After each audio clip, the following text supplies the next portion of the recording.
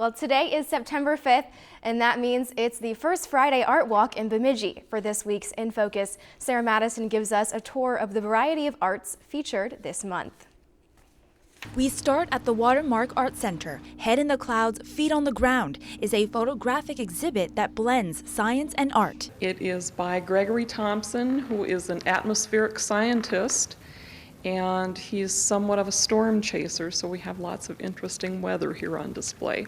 At Gallery North, watercolor artist Jack Scholand presented his work after prevailing over physical difficulties. Probably about 15 years ago, I'm naturally right-handed. Well, my right arm locks at my side. I can't bend it, so I had to train myself to paint with my left hand also.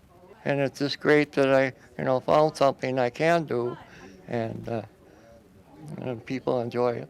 Along with Scholand, Bob Larson offered an eclectic display of handmade wood carvings. I carve mostly people, some caricature work, small caricature work, but mostly people.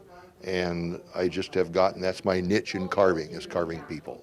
And I also am very adamant about the fact that wood carving is art. It's not just a craft, wood carving is an art. First Friday art walks are not only at galleries. Many times you can find yourself walking into coffee houses. The Cabin Coffee House presented an exhibit called Closer Look.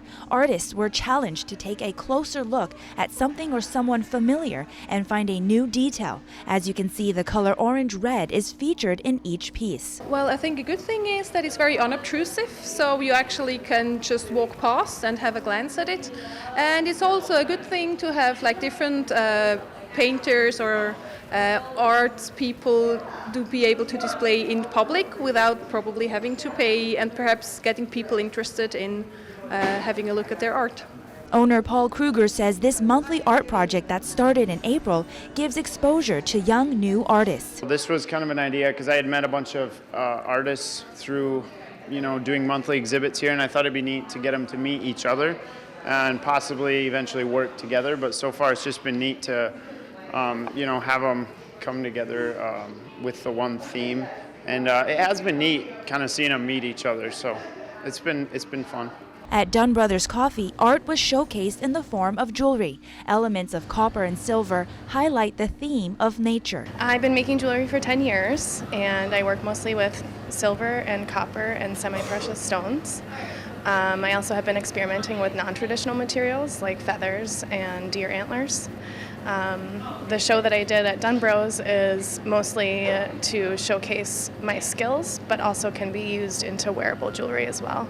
I think that local art is really important, especially in like a community like this. So I think it's cool that you can have art at a coffee shop where people who come here maybe wouldn't like go to a gallery or wouldn't, go out and see the art, but then when they come here, they get to see it. The First Friday Art Walk is a great way to see new art and meet the artist, but it also gets people out in the town supporting the local economy.